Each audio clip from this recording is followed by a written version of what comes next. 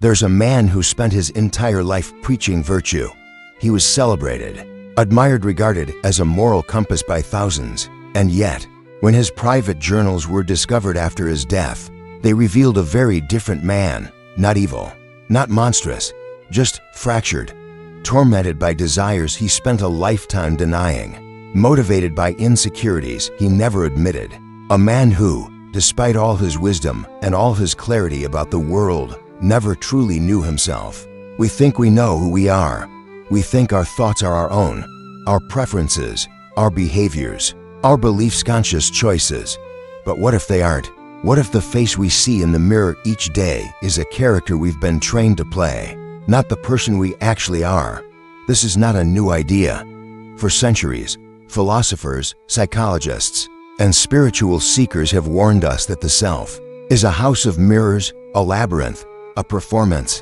But in modern society, a society obsessed with self-expression, an identity, we've convinced ourselves that we've broken the code, that we finally know who we are. But the evidence suggests otherwise. People lie more to themselves than to others. They rationalize their failures, exaggerate their virtues, and conveniently forget what doesn't serve their story. This isn't just weakness, it's survival. The human mind protects itself by constructing a narrative it can live with, even if that narrative isn't true. What's more unsettling is how little of our inner world we actually control. We like to think of ourselves as conscious agents, steering the ship of our lives. But much of what drives us, our fears, our impulses, our desires, operates beneath awareness.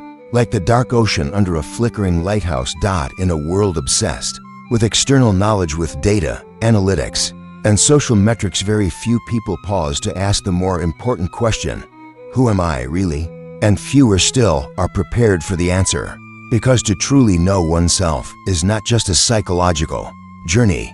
It is a confrontation, a disruption, an unmasking of years, perhaps decades of conditioning, denial, and illusion. It is painful, terrifying, and often deeply inconvenient. So, why do most people never truly know themselves? This is not just a philosophical curiosity.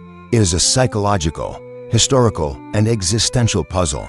One that requires us to peel back the layers of illusion we wear like skin. Over the next hour, we will dive deep into this question through the lens of psychology, society, history, and philosophy. And by the end, you may find that the self you thought you knew was never really you at all. Imagine waking up tomorrow with no memory of who you are, your name, your past, your personality gone. How would you rebuild your identity? Would it be based on how others react to you, what they tell you about who you used to be, or would you look inward, hoping to find some essence of self still flickering in the dark? Now ask yourself this: what if the identity you currently hold was already built that way? Not discovered from within, but constructed from without. Psychology suggests that the self we believe in, the voice in our head, the story of who we are, is not a mirror but a mirage, a carefully crafted illusion built over time by unconscious forces. And worse, our minds are not reliable narrators. They are biased storytellers, partial, proud, and deeply prone to error. Take confirmation bias, our mind's tendency to seek information that supports what we already believe and to ignore what contradicts it. This bias isn't a glitch, it's a feature, a mental shortcut designed to reduce cognitive dissonance and preserve internal coherence. But it comes at a cost. We become trapped in echo chambers, reinforcing the same ideas and assumptions, no matter how inaccurate they may be. And when it comes to self-perception, the effect is profound. We remember our successes more vividly than our failures. We judge others by their actions, but ourselves by our intentions. We inflate our virtues and explain away our faults. This is the self-serving bias, another mind trick designed not to reveal truth, but to protect the ego from discomfort. Consider the Dunning-Kruger effect, the phenomenon where people with low ability at a task overestimate their competence. It's not stupidity, it's a lack of self-awareness. The same mechanism that makes someone ignorant of their flaws also blinds them to the fact that they're blind. It's a psychological double blind. The less you know, the more certain you feel. But perhaps the most insidious trick the mind plays is cognitive dissonance, the psychological discomfort we feel when our beliefs and behaviors conflict. Instead of changing our behavior, we often change our beliefs to align with what we've already done. If we cheat, we rationalize it. If we hurt someone, we convince ourselves they deserved it. The truth becomes less important than maintaining the illusion that we are good, consistent, and in control. These mental distortions aren't rare, they are universal. They aren't flaws in a few, but features of being human. And yet, most people walk through life believing they are the exception. In 1971, psychologist Philip Zimbardo conducted the Stanford Prison Experiment, a study that became one of the most infamous in the history of psychology. Volunteers were assigned to play the role of either prisoners or guards in a mock prison. The experiment was supposed to last 2 weeks. It was shut down in 6 days. Why? Because the guards, ordinary college students, became sadistic, abusive, cruel, and the prisoners began to break down mentally. Zimbardo himself, acting as prison superintendent, failed to intervene. He, too, got lost in the illusion. This wasn't just an experiment about authority. It was a revelation about identity. Strip people of their usual context, give them a new story to play out, and watch how quickly their moral compass dissolves. The self, it turns out, is disturbingly pliable. So what is the self? Is it a fixed core of traits and values, or is it more like a costume we adapt to the stage we're placed on? Modern psychology leans toward the latter. The concept of a stable personality is being challenged by recent research. We act differently at work than we do at home, differently with friends than with strangers. We are not one person, but many, shifting across roles, environments, and expectations. Our sense of self is less like a sculpture and more like a collage, piecemeal, evolving, and often contradictory.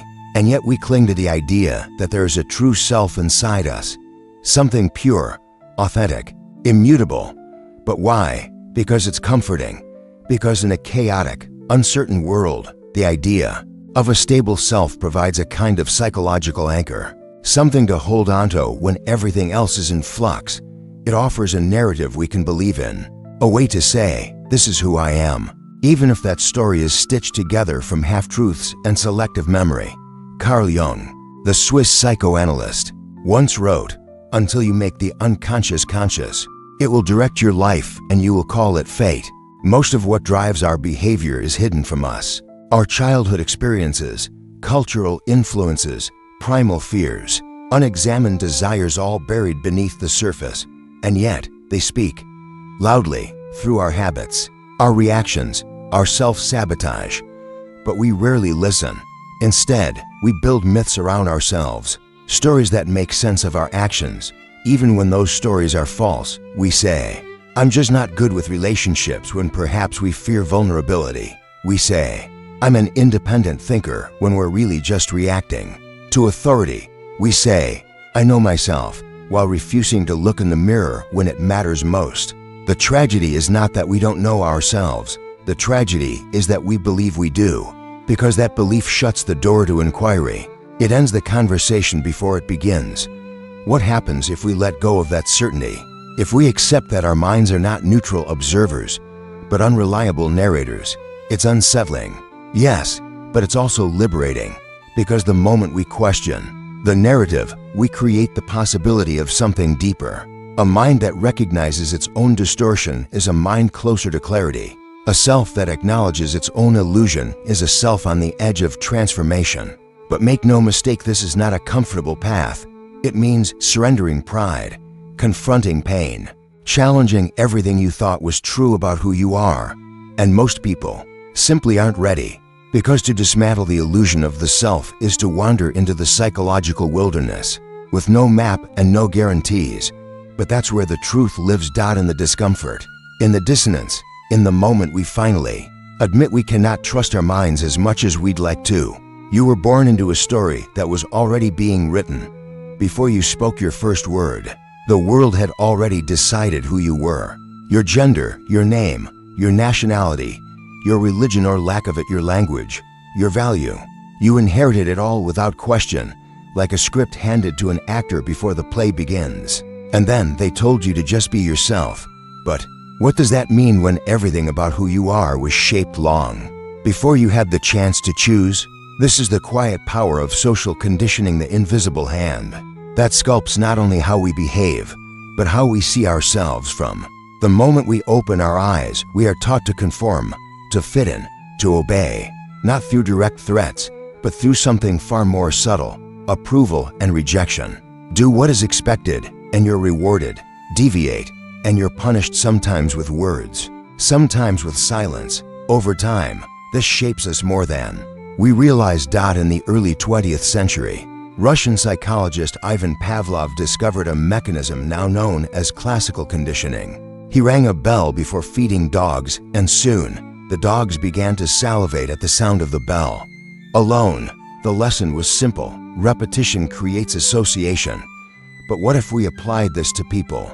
From an early age, we are conditioned to associate acceptance with certain behaviors, compliance, politeness, conformity, and we associate shame with others, questioning, rebellion, vulnerability. These associations don't just teach us how to behave, they sculpt our identity. The sociologist Charles Cooley once described this as the looking glass self, the idea that we form our self-image, not through introspection, but through how others react to us.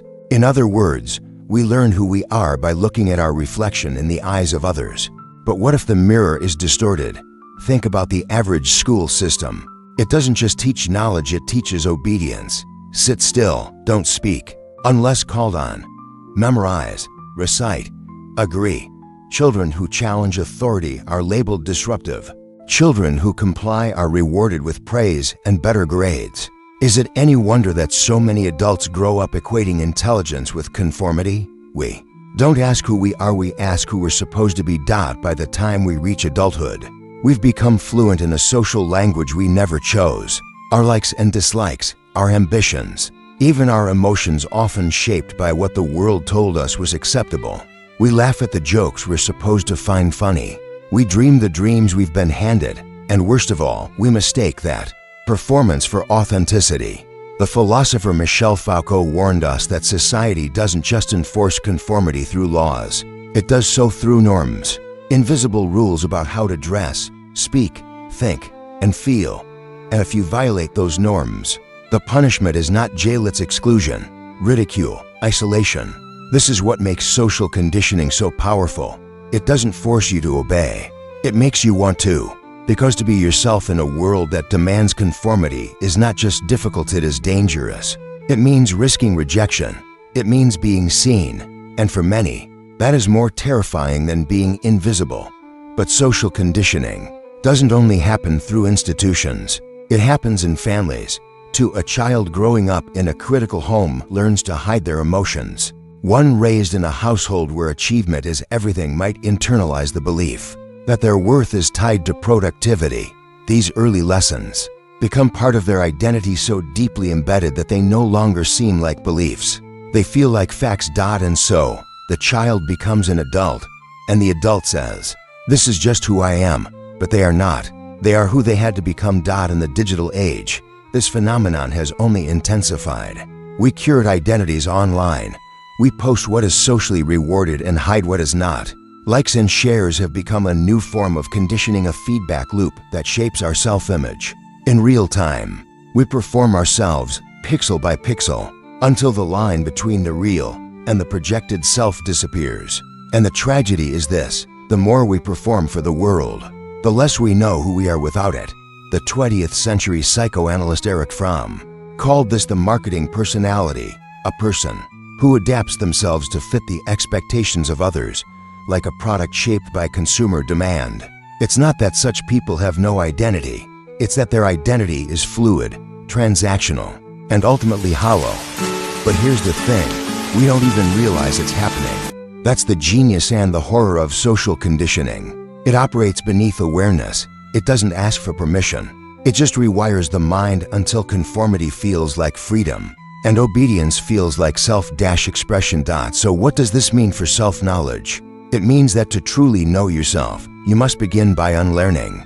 Unlearning the roles you were trained to play, the beliefs you inherited without scrutiny, the desires implanted in you by a culture obsessed with control. It means questioning, not just what you do, but why you do it. Do you pursue success because it fulfills you or because you've been taught that failure makes you unlovable? Do you fear judgment because others have shamed you or because you genuinely believe your value depends on their opinion? Do you wear your identity like armor or like skin? These are not easy questions, and the answers may not come quickly, but they are necessary, because without them, we risk living lives that are not our own, lives directed by scripts we never wrote, driven by fears we never named, and ruled by values we never chose. To know yourself is to begin the slow, painful process of peeling back those layers, to see where the conditioning ends and the truth begins. And most people never get that far. They stop at the mask and call it a face. They stop at the echo and call it a voice. They stop at the reflection and call it the self. But the real self, the one that exists beneath the programming, beneath the conditioning, beneath the performance, that self waits in silence, watching, waiting for you to notice, waiting for you to ask, what if everything I think I am isn't really me at all? Strip away your name, your job, your relationships, your memories, your beliefs, your fears. What's left? Is there something beneath it all, a permanent you? Or are you just the sum of everything that's ever happened to you? This is the haunting question that has echoed through philosophy for millennia. Not what is the world or what is truth, but what is the self? And perhaps more unsettling, is there even such a thing to the Western mind? The self has long been seen as a kind of unchanging soul and essence that defines us. This idea, shaped largely by Plato and later Descartes, paints the self as a rational, coherent identity. Descartes famously declared, "I think, therefore I am," suggesting that the act of thinking proves our existence. But does it prove who we are? Descartes assumed that behind every thought was a thinker, but what if there's just thought? What if the I is not the author, but the illusion? Centuries later, David Hume, the Scottish philosopher, dismantled the idea of a permanent self. He described the mind not as a single entity, but as a bundle of perceptions, constantly changing like a theater with no actor, just a series of flickering scenes. He wrote, "I never can catch myself at any time without a perception, and never can observe anything but the perception." In other words, every time we try to find the self, we find only its contents, thoughts, sensations, memories, but no container, no I. This echoes even more powerfully in Eastern philosophy. In Buddhism, the doctrine of anatta or no self asserts that the self is an illusion, not a mistake, but a misunderstanding. The suffering in life, according to the Buddha, rises not just from desire, but from clinging to a false sense of self. Enlightenment comes not from finding the self, but from letting go of it. The self, they argue, is like a flame. It exists, yes, but try to hold it, define it, or preserve it, and it slips through your fingers. This isn't just theoretical. Think of moments when your sense of self breaks down, when you're lost in music, in nature, in crisis, in deep flow. Those moments where there is no you, watching only the experience. What vanishes in those moments is not consciousness, but the narrator, the ego, the constructed identity. That's usually always talking, always judging, always explaining. And yet, we spend our lives defending this fragile construction. We take offense when it's threatened. We compete to prove it's superior. We mold it into brands, identities, political affiliations, as if the more tightly we hold onto it, the more real it becomes. But if the self is not solid, not fixed, not even entirely real, then what are we? Some thinkers propose that we are processes, not things, not beings, but becomings, like rivers never the same from one moment to the next, yet still named as if they were. Søren Kierkegaard, the Danish philosopher, once wrote, "The self is a relation which relates itself to itself," a poetic way of saying we are not things, but tensions between who we are and who we think we should be, between our inner chaos and the masks we wear. The self, in this view, is not a noun, it's a verb. But here's the paradox. Even if the self is an illusion, it's one we live by. We vote, we fall in love, we write poetry and wage war, all because we believe in this I. Our laws are built around it. Our relationships demand it. Our entire civilization depends on the idea that there is a consistent person behind every face. So the illusion becomes real not because it is real, but because it is believed in. And yet, beneath that structure, there is still a question that burns. Who am I, really? Am I the sum of my memories? What if they change or disappear? Am I my brain, my body, my story, my voice, or am I simply awareness? Some modern philosophers and neuroscientists suggest that the self is more like a user interface, a simplified version of reality created by the brain to help us survive. Just like a computer desktop doesn't show the electrical complexity beneath it, our sense of self doesn't show the chaos of neural impulses, emotions, and conflicting drives. It shows a tidy icon, a story, a me. The problem is we've mistaken the interface for reality. And so, most people never look deeper. They identify with the story they've been told by their parents, by their culture, by their fears, and they spend their lives protecting that story, even if it isn't true. But here's the question no one wants to ask. If I am not who I think I am, then who is thinking that thought? This is the doorway, not to more knowledge, but to direct experience, to silence, to being. The self, once questioned, begins to dissolve. Not into nothingness, but into something more spacious, something less afraid. Because when you stop clinging to the idea of who you are, you start to realize how much freedom there really is. You are not bound by your past, not trapped in your habits, not confined by your name. You are not your thoughts. You are the space in which thoughts appear. And that realization, if felt not just understood, can change everything. It's not a denial of identity. It's a deeper kind of truth, that beneath all the roles, all the stories, all the masks, there is only awareness, and it is waiting for you to remember. History is not just a record of events. It's a story of power, of who gets to define what is real, what is moral, and most dangerously, what it means to be human. For most of history, self-awareness has been discouraged, even punished, not because it is dangerous in itself, but because of where individuals are. They ask too many questions. They challenge the sacred scripts. They do not fit neatly into systems built on control. And so, over centuries, we've constructed civilizations that prize conformity over consciousness, obedience over introspection, and identity over essence. But if you look closely, if you really study the trajectory of human history, you begin to notice a strange pattern. Every major structure of power has, in some way, worked to suppress true self-inquiry.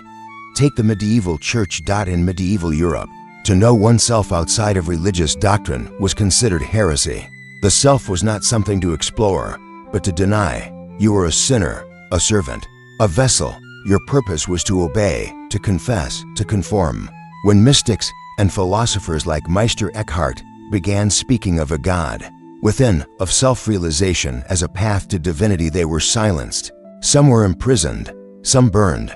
Why? Because self-knowledge, in its rawest form, bypasses intermediaries.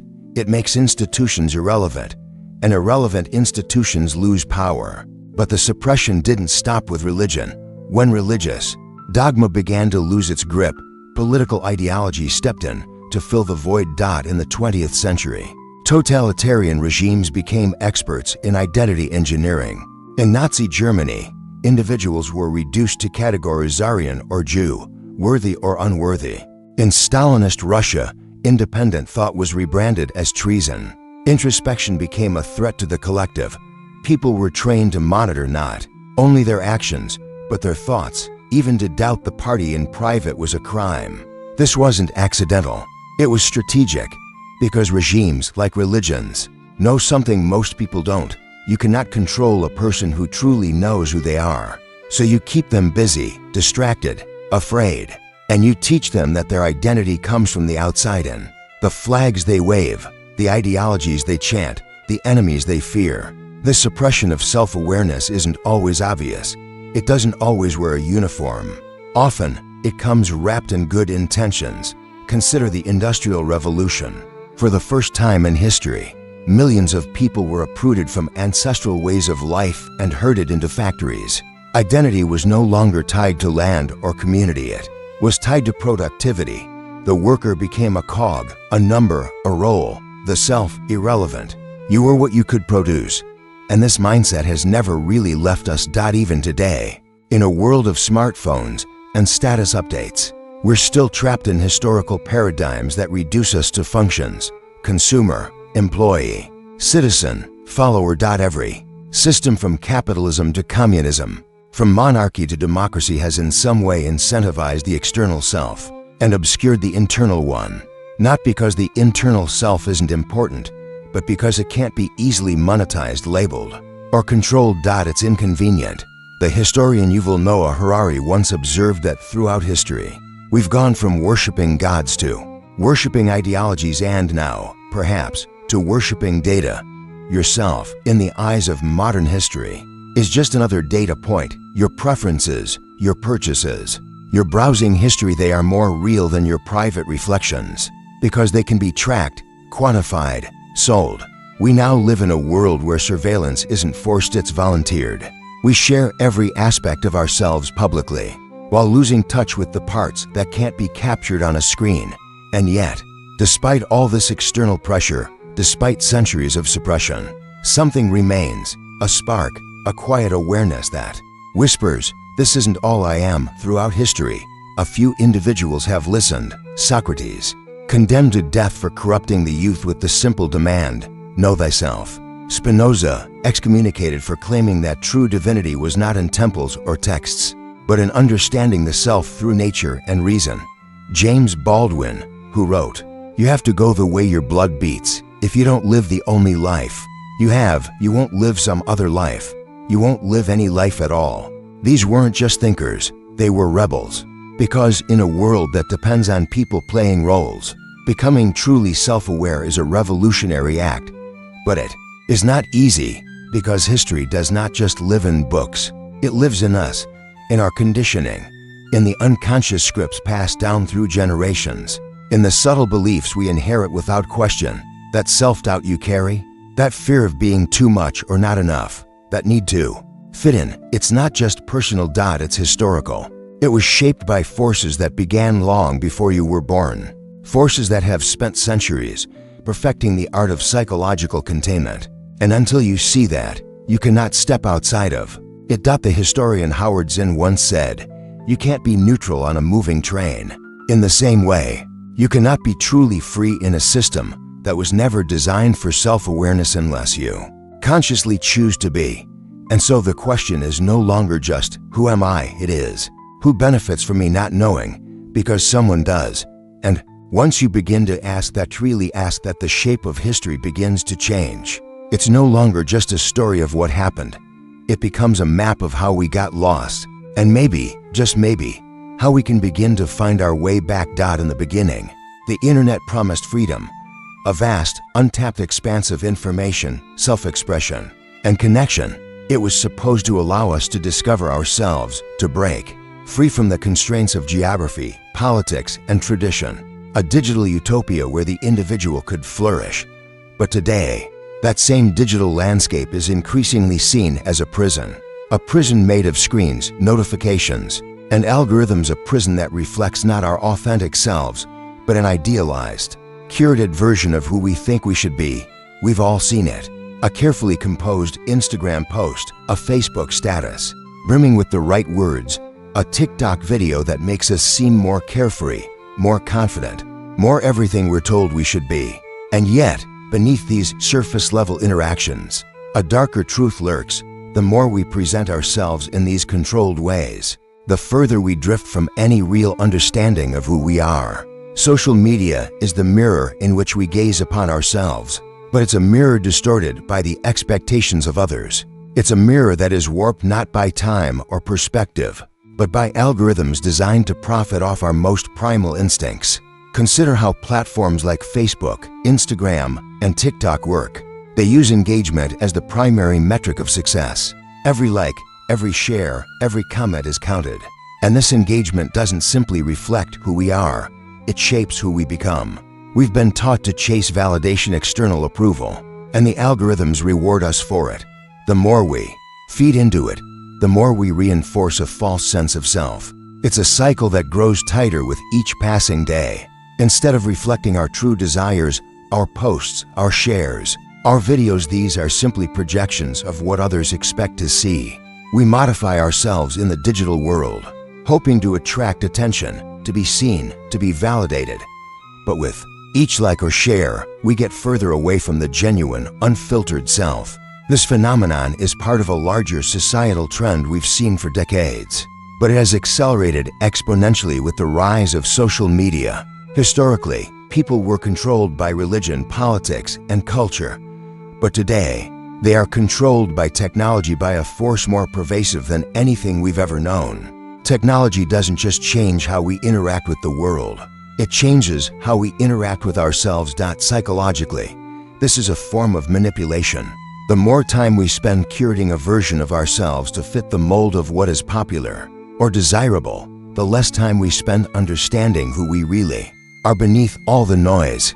We are constantly reacting to the digital world instead of reflecting on our own thoughts, feelings, and desires. The concept of the curated self is not new, but its current form has evolved with remarkable speed. In the past, people had to curate their identities through tangible means, through fashion, through the way they spoke, through the way they lived their lives. But today, the curated self exists digitally, first on Instagram, Twitter, LinkedIn, Snapchat. We create a version of ourselves that fits the mold we believe will bring us the most approval. And when we don't get the validation we expect, we feel anxious, we feel less than. We are now more than ever living in the age of the performative self, a self that is shaped more by social feedback than personal truth. In a world where attention has become currency, the individual becomes a product, constantly being shaped by market forces rather than by self-reflection or introspection. This plays directly into the psychology of the digital age. Social media platforms are designed with one goal: to keep you hooked. But the consequence of this design is subtle, insidious. The more time we spend in these digital spaces, the more our sense of self becomes fragmented. We develop a new kind of self, one not grounded in authenticity, but in recognition. Our identities become platforms to sell, to promote, to gain approval from others. But the problem doesn't stop there. The issue isn't just about external validation. It's also about the inherent dangers of comparison. When you scroll through Instagram and see a carefully curated life, one full of vacation pictures, expensive meals, and perfect moments, it's easy to start thinking, I should have that. The paradox is that while social media offers an unprecedented platform for self-expression, it also creates a breeding ground for dissatisfaction and self-doubt. The curated versions of ourselves on social media are often unreal, hyper-stylized representations of an ideal that few, if any, can truly achieve. And yet, we strive for it. Every scroll, every click deepens our sense of inadequacy. We are constantly comparing our behind the scenes to others' highlight reels. We forget that everyone else is also curating a version of themselves that may or may not reflect the truth. There's also a darker side to this digital addiction: the echo chamber. Algorithms thrive on divisive, emotionally charged content. They reward outrage, sensationalism, and confirmation bias. The more extreme the content, the more likely it is to be amplified. What does this do to our sense of self? It entraps us. Instead of confronting our own contradictions, we are pushed deeper into ideological silos, encouraged to surround ourselves with people who share the same views, the same beliefs, and the same biases. We stop challenging ourselves. We stop thinking for ourselves. We start defining our self-worth not by introspection, but by the affirmation of like-minded individuals. The self, once fluid and ever-evolving, now becomes static, locked in a loop of external feedback and reinforcement. We lose sight of who we are, and in the process, we become ever more vulnerable to manipulation. What's worse, the algorithms aren't just passive spectators, they actively shape us. They don't just reflect our preferences, they create them. In a world where everything we do is tracked, measured, and optimized, our desires and identities are no longer entirely our own. They are the products of companies, governments, and corporations who understand the psychology of the human mind far better than we do.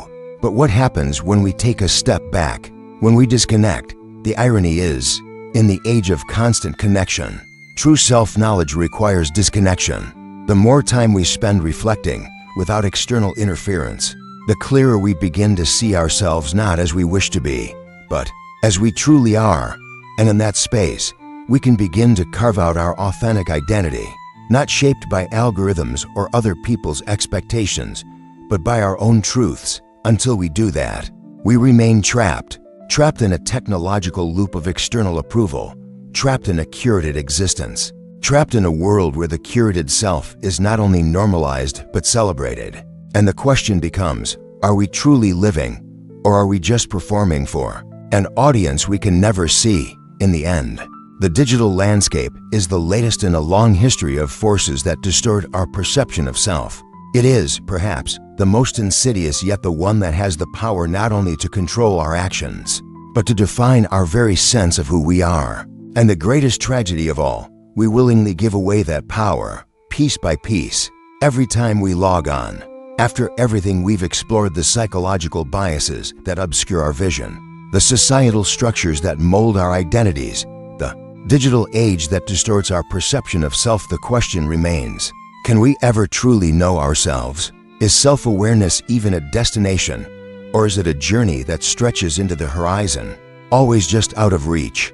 For all the forces working to keep us in the dark about who we are, our biases, our cultural conditioning, our addiction to external validation, the human desire for self-knowledge remains one of the most profound and persistent of urges. It's the quest for meaning, for understanding, for some glimpse of clarity in the chaos of existence. But what happens when that clarity proves elusive? What happens when we come to the sobering realization that perhaps we'll never fully know ourselves? Self-awareness is a process, not an achievement. It is not a state that can be arrived at, but a state that must be continually cultivated, and even then, it is always incomplete. If the goal of self-awareness is to possess a perfect and unerring knowledge of who we are, then that goal may forever lie beyond our grasp. But if the goal is something else, if it is about the act of becoming aware, of questioning, of being open to the mysteries of the self, then that pursuit itself becomes the answer. It begins with the simple but difficult task of introspection. Journaling, for instance, is one of the oldest methods for engaging with the self. Writing down our thoughts forces us to slow down, to observe the constant chatter in our minds, to confront the assumptions and biases that go unchallenged in the rush of daily life. Journaling doesn't promise answers. It doesn't offer a complete map of the self, but it provides a framework to begin that journey, a space where we can explore our fears, our desires, our contradictions, and our goals without the pressure of external judgment. Then there is meditation, the ancient practice that has, in recent years, seen a renaissance in modern culture. Meditation doesn't promise a new self, a perfect self, or a flawless understanding. What it does is teach us to sit with the discomfort of not knowing. It teaches us to witness our thoughts without judgment, without attachment, and without the desperate need for certainty. Through meditation, we begin to see how our mind works, not just in the calm moments, but in the chaotic ones, the ones that reveal the cracks in our carefully constructed facades. Yet, even as we pursue these practices, there is an uncomfortable truth. The more we search for ourselves, the more we discover how little we truly know. The self is not static. It is not a neatly packaged concept. The self is fluid, dynamic, shaped by our experiences, our environment, and our choices. And as we dive deeper into our consciousness, we realize that the self is not a single, coherent entity. It is a collection of competing impulses, desires, and contradictions. At the same time, we must also contend with the possibility that we are not meant to fully know ourselves. In philosophy, this notion has been explored by thinkers like Socrates, who famously stated, "The unexamined life is not worth living." While Socrates was adamant about the necessity of questioning and introspection, he was also keenly aware that true knowledge of the self might always remain just out of reach. Self-awareness, in this light, is less about finding definitive answers and more about constantly asking the right questions. But how do we continue questioning when the answers are always shifting? How do we seek self-awareness when the very nature of the self is unstable and in flux? Perhaps the answer lies in the process of acceptance. True self-awareness may not be about achieving perfect clarity. It may be about accepting that we are always in the process of becoming, that we are always in flux, that we are always in need of always evolving. To truly know oneself might mean giving up the idea of a final, stable identity and embracing the constant redefinition of who we are. This doesn't mean resigning ourselves to ignorance, but rather learning to navigate the complexity of our own minds without the need for certainty or finality. This acceptance, however, is far from easy. It requires a willingness to face discomfort, uncertainty, and even pain. The quest for self-knowledge can be a lonely, isolating pursuit. It demands that we confront the parts of ourselves that we'd rather ignore, the parts that are ugly, messy, or contradictory. But it is in that confrontation that we find growth. In embracing our imperfections, we start to reclaim our humanity. The difficulty of this journey is why many of us shy away from it. It's far easier to latch onto external identities, labels, roles, affiliations that provide a sense of certainty, a sense of control. It's why we lean into the distractions of the world, why we drown ourselves in the noise of social media, why we allow the expectations of others to define us. It's a form of self-deception, a defense mechanism that keeps us from the terrifying possibility that we might not know who we really are. Yet, even with all these challenges, the pursuit of self-knowledge remains essential. For in questioning who we are, in resisting the forces that seek to define us, we open the door to a deeper understanding of our place in the world. We move from being passive subjects, victims of social conditioning, media manipulation, and historical forces to active participants in the creation of our own identity. This is where the true power of self-awareness lies, not in achieving a final answer, but in the act of questioning itself. The journey is its own reward. The more we ask, the more we realize that the journey itself is the essence of self-knowledge. We will never fully arrive, but we will continue to evolve, to grow, and to become more attuned to the deeper currents of our minds. In the end, the question is not whether we will ever truly know ourselves. The question is whether we will continue to ask, whether we will remain open to the possibility that our true selves are not fixed, but dynamic, always shifting, always changing, always becoming. Because the moment we stop questioning is the moment we stop growing, and in that moment, we cease to live the examined life. So, perhaps the ultimate paradox of self-knowledge is this: the pursuit of self-awareness may be the only thing that can truly set us free, even if we never fully achieve it. As we reach the end of our exploration, the central question still looms over us. Why do most people never truly know themselves? We've journeyed through the psychological biases that cloud our vision, the societal pressures that shape our identities, the historical forces that have suppressed genuine self-awareness, and the technological distractions that pull us further from our authentic selves. Yet, we are left with an unsettling truth. Perhaps the reason most people never truly know themselves isn't because of external forces, but because of the very nature of the self itself. The self, it seems, is not a fixed entity. It is a fluid, ever-changing mosaic of experiences, thoughts, desires, and contradictions. We are constantly evolving, constantly reshaping who we are in response to the world around us. And in this ceaseless state of flux, any notion of absolute self-knowledge becomes increasingly elusive. But here lies the paradox. Even if we can never fully know ourselves, the search for that knowledge is what matters most. It is the quest for self-awareness, the continual questioning of who we are and why we think and act the way we do, that leads to growth. It is this pursuit that challenges us to shed the layers of societal conditioning, to break free from the constraints of external validation, and to confront the uncomfortable truths about our own nature. This pursuit of self-knowledge is not a journey with a clear destination. There is no final answer, no moment where we can confidently say, "I have arrived." Instead, it is a lifelong process, one that requires us to sit with uncertainty, to embrace the ambiguity of the human experience, and to resist the temptation to settle into easy, comforting answers. It demands that we live the examined life, constantly challenging ourselves to look deeper, to question, and to evolve. In a world that is increasingly dominated by distractions, algorithms, and external pressures, this is perhaps the most important task we can undertake. For in questioning ourselves, our beliefs, our motivations, our desires, we not only discover who we truly are, but we also uncover the potential for change, for improvement, and for greater understanding. It is in this process of self-examination that we can begin to transcend the limitations of our conditioned selves and move closer to becoming the people we are truly meant to be.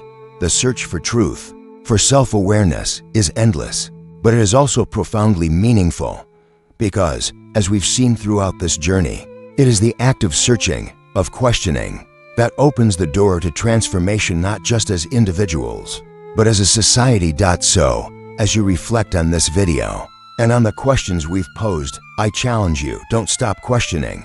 Embrace the uncertainty. Continue your journey of introspection. The answers may never be clear, but in seeking them, you are already on the path to a deeper understanding of who you are and who you might one day become.